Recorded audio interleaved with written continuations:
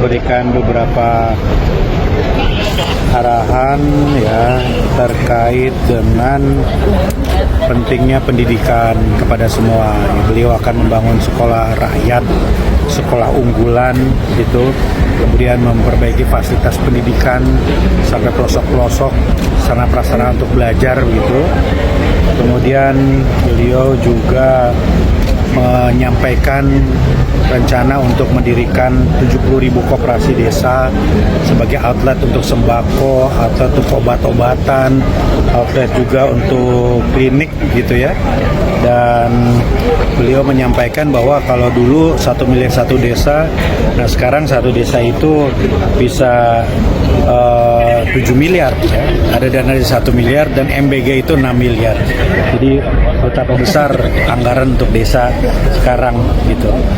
Nah, kemudian Presiden juga menyatakan bahwa kita harus memotong rantai kemiskinan ya dengan mendirikan sekolah, menyekolahkan orang-orang yang tidak mampu di sekolah-sekolah yang terbaik tadi. Jadi ini hal-hal yang ditekankan oleh beliau, kesehatan, pendidikan, jangan ragu terhadap program-program prioritas yang berjalan.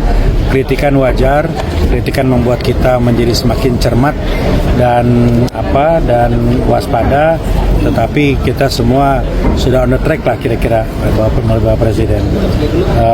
Dan secara keseluruhan Presiden mengapresiasi kabinet ini yang sangat bisa bekerja sama. Beliau juga menyampaikan komitmennya untuk memberantas korupsi, mendorong agar koruptor itu dihukum berat gitu ya, dan bahkan beliau menyatakan kegeramannya atas orang-orang oknum-oknum yang masih keterlaluan ya, udah diperingatkan tapi masih saja ada gitu ya, yang mencuri uang rakyat, misalnya begitu. Lebih baik ratusan triliun itu digunakan untuk makan bergizi, untuk pendidikan, kesehatan, itu kira-kira ya. Jadi panjang lebar beliau itu. Tadi berarti berapa jam tadi Pak Presiden ngomong? Dari jam 4 lewat sampai jam setengah 6, mungkin sekitar sejam lebih ya. Pak, tapi ada target khususnya sih Pak yang disampaikan untuk 100 hari kerja lagi ke depan yang gimana? Tadi kan konteksnya 130 hari kerja, beliau menyatakan bahwa harus fokus pada program prioritas, kita semua on the track gitu. Dan ya kami mendapat kesan bahwa beliau itu selalu ingin mengukur capaian-capaian itu ya, karena beliau juga memaparkan angka-angka tadi 130 hari ini apa saya sudah dicapai gitu. Tapi kami menggarisbawahi cara beliau selalu menyemangati dan memotivasi. Ini kan agak sering beliau ini kan, tadi juga mendadak gitu, dan agak lengkap tadi semua. Dan kayak semacam menguatkan konsolidasi gitu ya, antara ini anggota konsolidasi kabinet ya? Tiada henti menurut kami ya. Konsolidasi tiada henti. Kalau dibilang ada pesan khusus ya tidak juga. Tapi ini cara beliau membangun kebersamaan tadi, dan bahkan beliau berkeliling menyalami semua orang yang ada, setiap meja beliau datangi tadi. Tapi kalau untuk evaluasinya sendiri apa Pak yang disampaikan?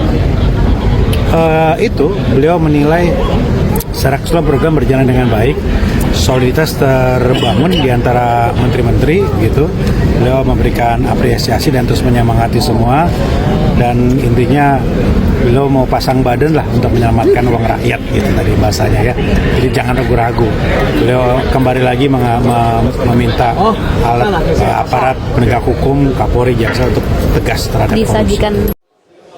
Ya, terima kasih. Tadi ditanya soal banjir. Semua tenaga kebencanaan sedang ada di lapangan, baik di Jati Asih, di Bekasi maupun di Bogor dan beberapa tempat di Jakarta. Kementerian Sosial dalam menangani masalah bencana fokus pada 2 klaster, logistik dan shelter.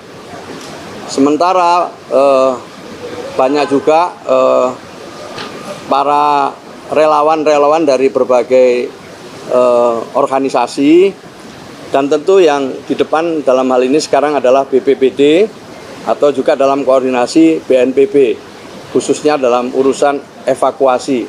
Semua sudah di lapangan dan tenaga-tenaga terlatih kita lihat semua juga sudah berusaha untuk mengevakuasi di tempat-tempat pengungsian yang disediakan maupun pengungsian secara mandiri. Sampai hari ini kita terus berkoordinasi dengan Provinsi Jawa Barat maupun dengan Kabupaten dan Kota Bekasi, termasuk juga Kabupaten Bogor, di mana kita sedang mendata tentang korban dan juga dampak-dampak atau mereka yang terdampak. Sampai sekarang memang belum data belum final, masih terus berkembang karena memang cukup luas ya banjir ini. Mohon nanti kita akan sampaikan kalau datanya sudah cukup menggambarkan situasi dan kondisinya. Namun demikian, dukungan dari Kementerian Sosial maupun dari pemerintah Provinsi Daerah Khusus Jakarta maupun Jawa Barat dan Kabupaten Kota Bekasi, Bogor terus mengalir ya, utamanya untuk di daerah-daerah terdampak, mulai dari kasur, bantal, obat-obatan, pakaian untuk ibu-ibu, makanan untuk anak-anak ya, dan juga ada tenda-tenda yang disiapkan. Semua itu untuk supaya mereka paling tidak setelah dievakuasi mendapatkan tempat pengungsian sementara yang layak. Sementara logistiknya di samping dikirim makanan-makanan siap saji, juga disiapkan dapur umum. Jadi ada dapur umum yang sekarang sudah beroperasi. Salah satunya yang sudah beroperasi itu adalah di Jati AC, kerjasama pemerintah Kota Bekasi, pemerintah Kabupaten Bekasi, dan juga dengan Kementerian Sosial. Jadi sementara itu dulu, tetapi saya pastikan bahwa seluruh kekuatan yang dimiliki oleh pemerintah dibantu oleh relawan-relawan dari non-pemerintah terus bekerja, dan yang di depan adalah BNPB. Kami sekali lagi mendukung dari sisi logistik dan shelter. Saya kira itu yang bisa saya laporkan. Ya, di wilayah itu. Di wilayah itu memang ada di satu yang memungkinkan kita bangun dapur umum. Tapi yang tidak ya dikirim langsung ke pengungsi-pengungsi, tempat-tempat pengungsian mandiri. Biasanya mereka memilih di tempat terdekat maupun di tempat keluarga.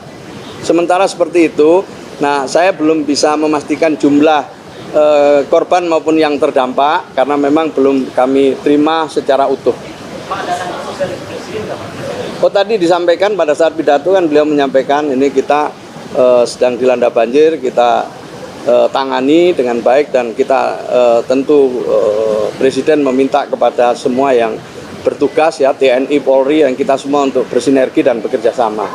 Tetapi kita tahu setiap ada bencana selalu saja TNI, Polri, ya, relawan-relawan semua memang bersatu padu di lapangan itu memberikan dukungan, mulai dari tahap evakuasi, kemudian tahap pengungsian, dan nanti sampai tahap rehabilitasi.